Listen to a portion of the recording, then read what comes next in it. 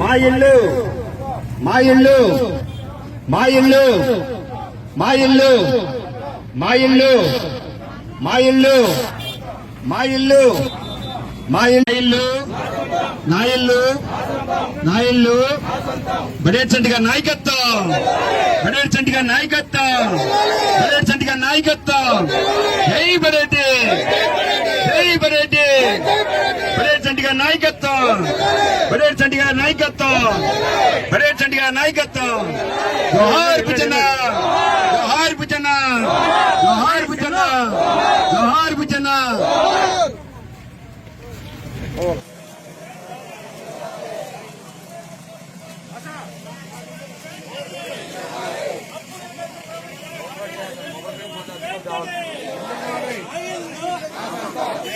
అద్దె కట్టుకోమా మేము కష్టపడి మా ఇల్లు మాకు వెంటనే మా ఇల్లు మాకు వెంటనే మా ఇల్లు మాకు వెంటనే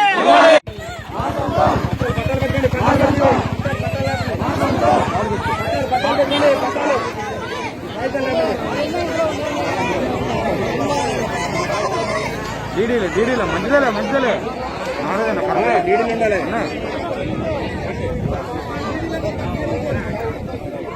అమ్మ బాగా మాట్లాడుతుంది కరెక్ట్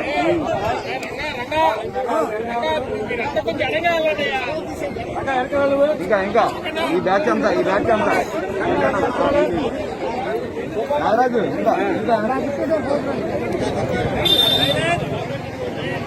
అది ఏలూరండి తల్లిమూడి 47 డీజీలు మేము 20 ఏళ్ళు పట్టించి తల్లిమూడిలో ఉన్నాము మేము ఎన్నో సంవత్సరాలు పట్టించి ఇల్లు స్థలాలు పెట్టుకున్నాము అవి రావట్లేదు అది చంద్రన్ గారు ఉండగా టీడీలు కట్టుకుంటే డబ్బులు కట్టుకుంటేనమ్మా ఇల్లు స్థలాలు ఇల్లు కట్టిస్తామని చెప్పారు అలాగని చేసి మేము అప్పులు చేసి చేతిలో రూపాయలు లేకపోయినా సరే అప్పులు చేసి మళ్ళీ సాగుతూ పెట్టి కట్టాము కట్టినందుకు మాకు ఏదో ఇక్కడ అపార్ట్మెంట్ కట్టామమ్మా అని ఫ్లాట్ నెంబర్లు కూడా ఇచ్చారండి ఫ్లాట్ నెంబర్లు ఇచ్చి డీడీలు 2 సార్లు కట్టాం 2 సార్లు కట్టాం మా ఇల్లు మాకు కావాలి కదా ఇప్పుడు అలా కాకుండా మేము ఎలక్షన్ ముందు కూడా అడిగామండి మా ఇల్లు మాకు ఎప్పుడు ఇస్తారో మనీ అంటే 2 నెలలు కానీ మాకు వెనక పడితే కనుకండి మా ఇంట్లో మేము ఉండేవాళ్ళం ఇప్పుడు మా ఇంట్లో మేము లేకుండా చేసి ఎక్కడో మారుమూలం ఖాళీ స్థలాలు చూపిస్తున్నారు మాకు ఖాళీ స్థలాలు మాకు కుదరదు మేమైతే దేనికైతే కట్టామో దానికి ఇల్లు కావాలి మాకు మేము ఇప్పుడు అపార్ట్మెంట్ కానీ అపార్ట్మెంట్ నెంబర్లు వచ్చినాయి అపార్ట్మెంట్లు కూడా పూర్తి అయిపోయి ఇల్లు మట్టిగా ఇవ్వమంటున్నాం మేము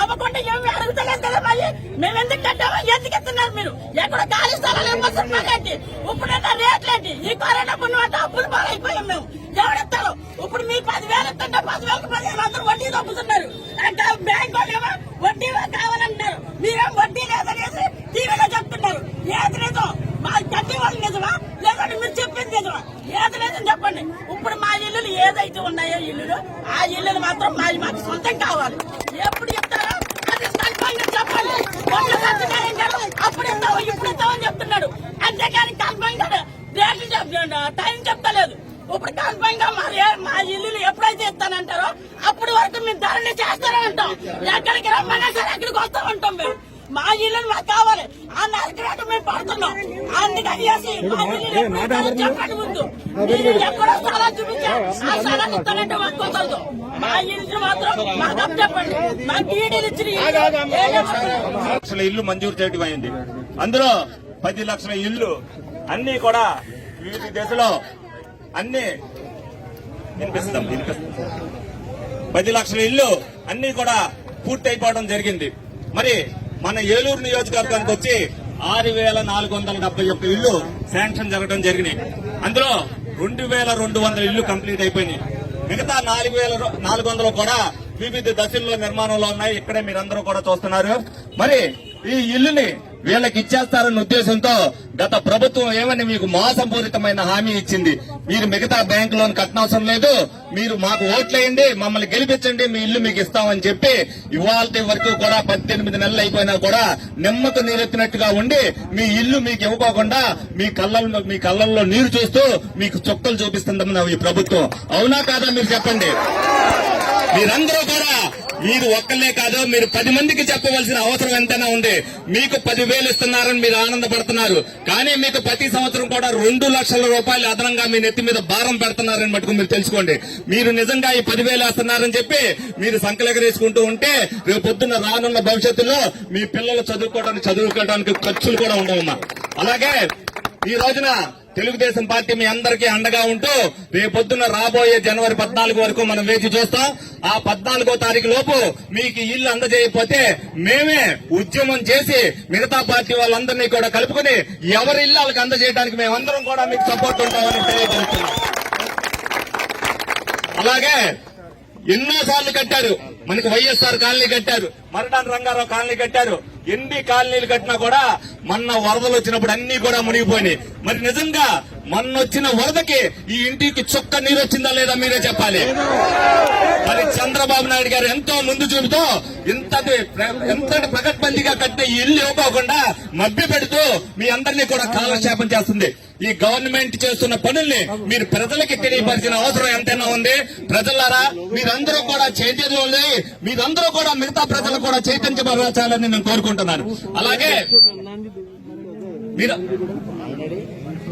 అలాగే మీరందరూ కూడా డబ్బులు ఎక్కడో అప్పులు తీసుకొచ్చి ఇచ్చారమ్మా. 500 రూపాయలు కట్టారు, 25,000 రూపాయలు కట్టారు, అలాగే 50,000 రూపాయలు కట్టారు. ఇన్ని డబ్బులు ఎక్కడి నుంచి తీసుకొచ్చారమ్మా? అప్పులు తీసుకొచ్చి కట్టారు. దరిదాపు 19 కోట్ల రూపాయలు ఈ ఇంటి నిర్మాణం కోసం ఖర్చు పెట్టడం జరిగింది. ఈ 19 కోట్లు తీసుకెళ్లి కూడా తమ్మిలేట్లో పోద్దామని చూస్తున్నారమ్మా ఈ ప్రభుత్వం. ఈ ప్రభుత్వాన్ని కళ్ళు తెరిపించవలసిన బాధ్యత మీ మీద ఉంది. ఇప్పుడు రాబోయే రోజుల్లో మీరందరూ కూడా అభ్యర్థి ఎవరవచ్చు ఏమవచ్చు గవర్నమెంట్ కి వ్యతిరేకంగా పోరాడవలసిన అవసరం మీకుంది. మీ ఇల్లు మీకు కావాలి అని అనుకుంటే మళ్ళీ చంద్రబాబు నాయుడు రావాలమ్మా మీకు. అదే మీరు గుర్తుపెట్టుకోండి. ఎవరైనా ఆ పార్టీ అభిమానులు ఉంటే ఇంట్లో కూర్చోండి, కానీ పక్కన వాళ్ళ మటుకు చెడగొట్టద్దమ్మా. దయించి పక్కన వాళ్ళని చెడగొట్టద్దు. ఎవరైనా సరే తెలుగుదేశం పార్టీ వస్తేనే రాష్ట్రానికి భవిష్యత్తు ఉంటది. ఇది దృష్టిలో పెట్టుకోండి. మీ వెనక మేమందరం ఉంటాం. నేను ఏసీ రూముల్లో పడుకునేవాడిని, కానీ మీకోసం వాళ్ళ రోడ్లెక్కి తిరుగుతున్నాను. మీ సుఖమే నాది. నాకు పదవి అవసరం లేదు. ఏలూరు ప్రజలందరూ కూడా సుఖ సంతోషాలుగా ఉన్నారు అనుకున్న రోజున నేను ఈ రాజకీయాల నుంచి వెళ్ళిపోతానని మీ అందరికీ కూడా సభాముఖంగా తెలియజేస్తున్నాను.